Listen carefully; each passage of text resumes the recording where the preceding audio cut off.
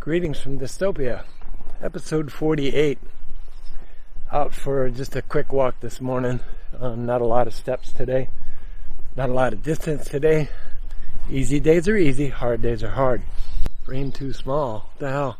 My face ain't that big. Back in 1080 mode today just to... so I got less to play around with, I guess. It's obviously a little overexposed here, but it's alright. Trying to get this walk out of the way before the next rainfall. Not getting a lot of rain today, but clearly I don't want to be out in the woods when it's raining. At least not with this camera. I have nothing to protect it yet. More mud.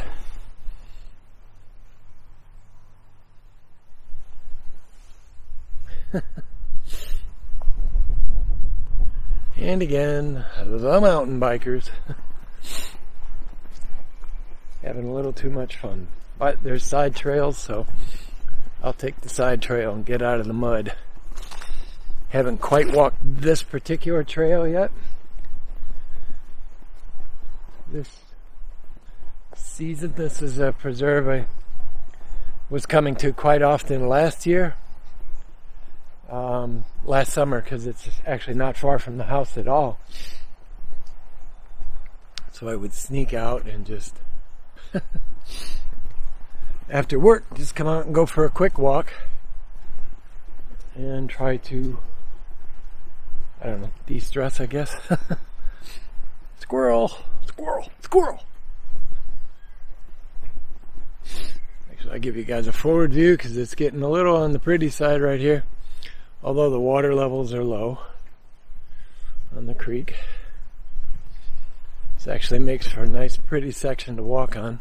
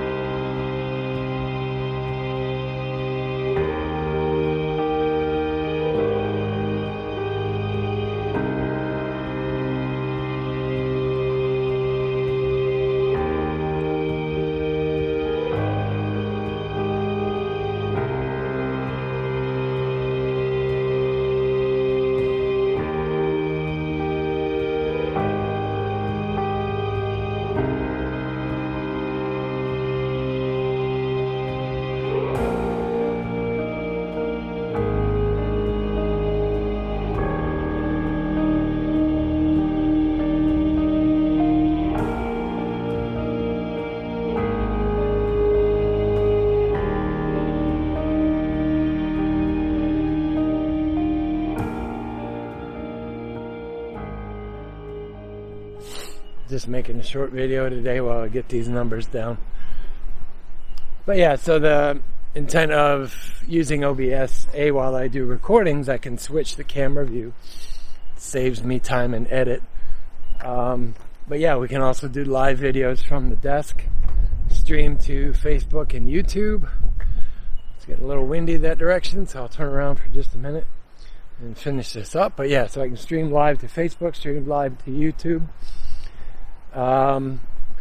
It is set up on my laptop, so ideally we could take that system live and do some video stream side, some live stream side, which we've talked about in the past. As much as I would like to do some of it from the Driftless in Wisconsin, I don't have very good cell coverage up there, so might not be able to do live from there unless it's from, you know, a cabin that has a decent internet connection. I can think of two that are stream side that have internet, so I see that spot. Yeah, it is on the lens.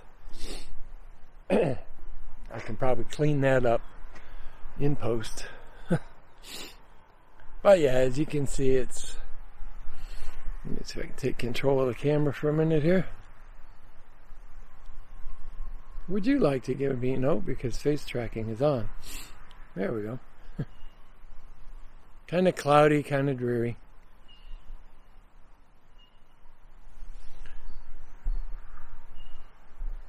Right now I can't get face tracking back on. At least then the exposure was right. A lot of stuff to learn with this camera. It's so small, it's so flexible, and yet they totally missed the user interface portion of it. The app, and you can now see the camera, or the microphone there. The app is generic to work across multiple devices, and they almost need to make it specific to this one. Well, I was just playing with it because I was getting frustrated, so at least I got the manual working right, but now I'm walking back into the wind, so alright guys, let's see it back in the van. Hey, made it back to the car just on time. Trying to determine if I like that lighting or not.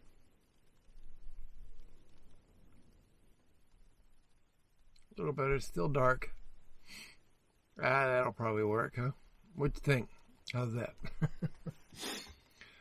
Finally was able to get it to go in full manual mode. When I was out walking, it didn't do well with wanting to go into manual mode. Trying to get a little heat. A little chilly today. And rainy. As you can now hear and see in a highly overexposed shot.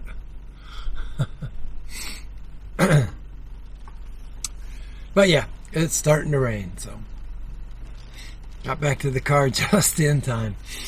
I could start to feel the raindrops, and I'm like, well, I could go a little bit longer. But yeah, then I decided just to head back and take that as a note. Ironically enough, 12:45 was when Dark Sky said it would rain. It's 12:40. I love that app, and I think it's a shame that they sold out to Apple. Apple has said that there will be no Android support. It's a great app, too. Hopefully somebody will pick up the ball and run with it. It's been spot on accurate. Yeah, I think that's the first weather app I've actually paid for. I've always relied on Google's, but first few times I used Dark Sky and realized how accurate it was, I was like, okay, that one's worth it. It's like $2.99 or something. It was cheap, but still, it helps them.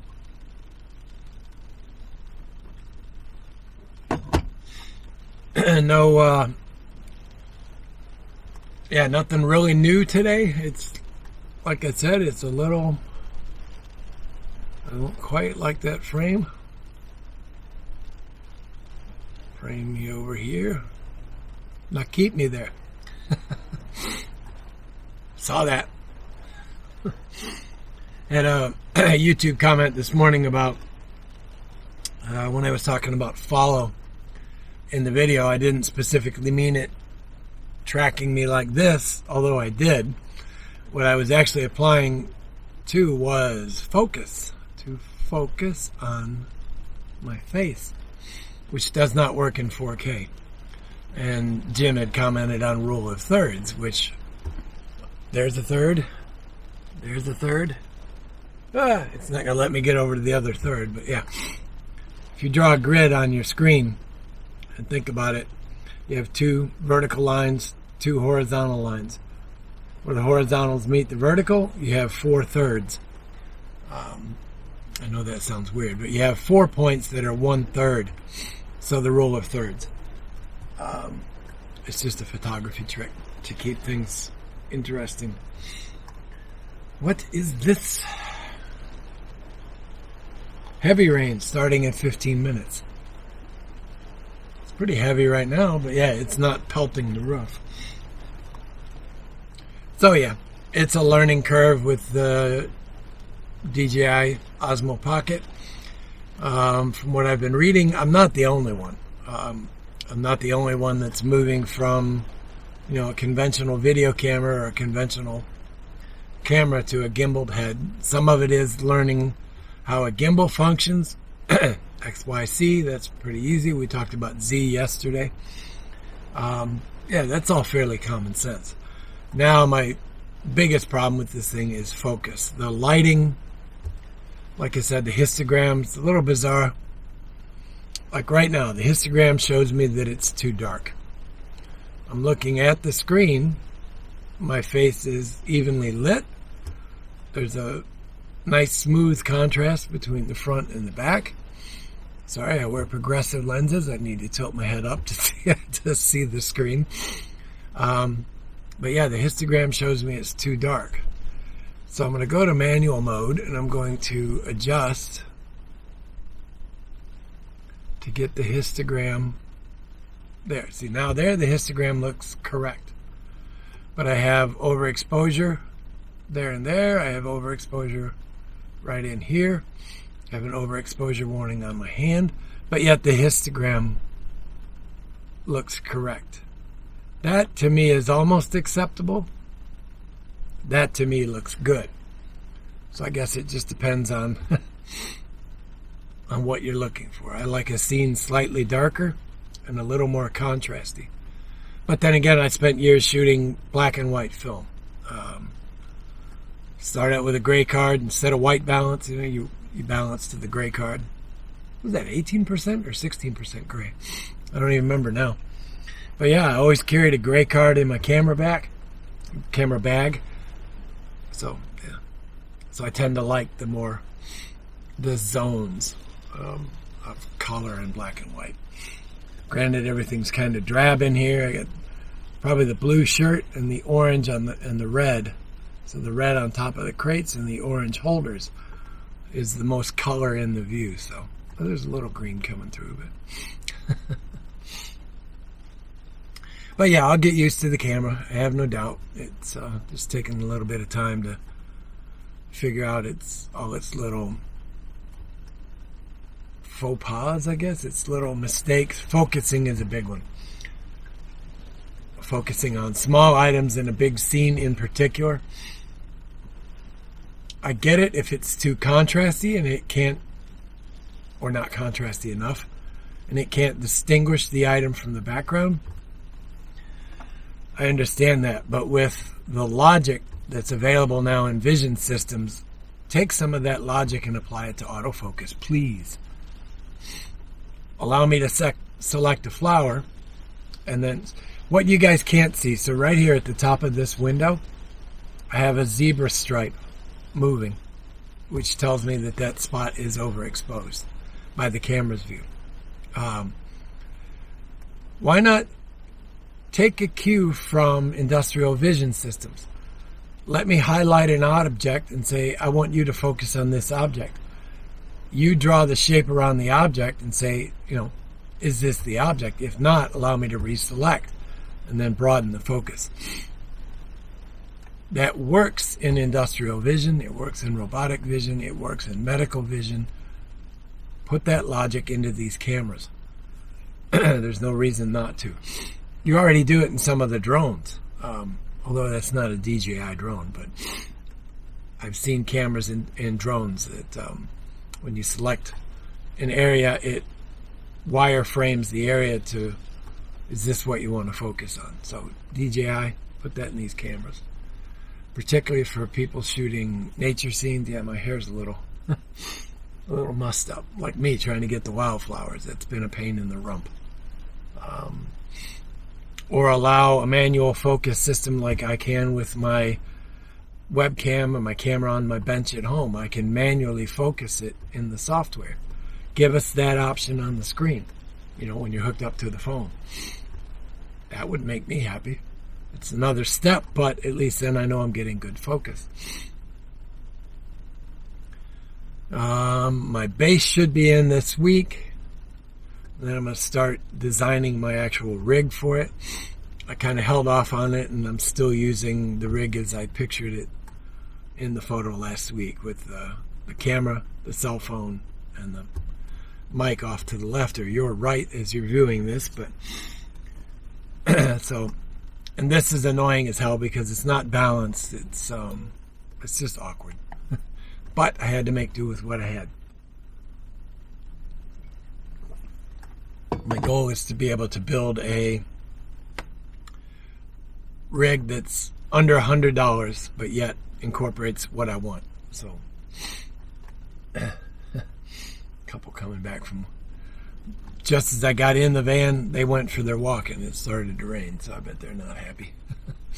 Let me hold on until they get past you. I just wanted to let them get by because they were talking as they walked up and they didn't want the extra audio in the shot.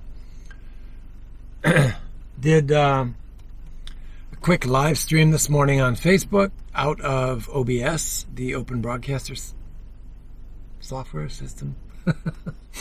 Forgot what it stands for. I'll put it back there again. It actually worked really well. I will try a YouTube probably later today or tomorrow morning, just to make sure that we can broadcast to both platforms. From what I'm seeing, it looks like I can pick multiple sources at once, or multiple streams at once, so I could do Facebook and YouTube at the same time.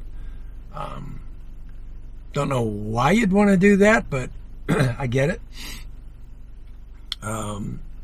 The idea being to do from the desk videos live, to be able to pack up that rig, take it with up to, I don't know, Wisconsin or somewhere fishing where I have a good internet connection on the phone where I can stream live. So we could do stream side presentations, campsite presentations live. So live by the fire conversations, if you will. Taking it down one notch. Again, I'm just playing with this camera, so you're going to see things that don't make sense.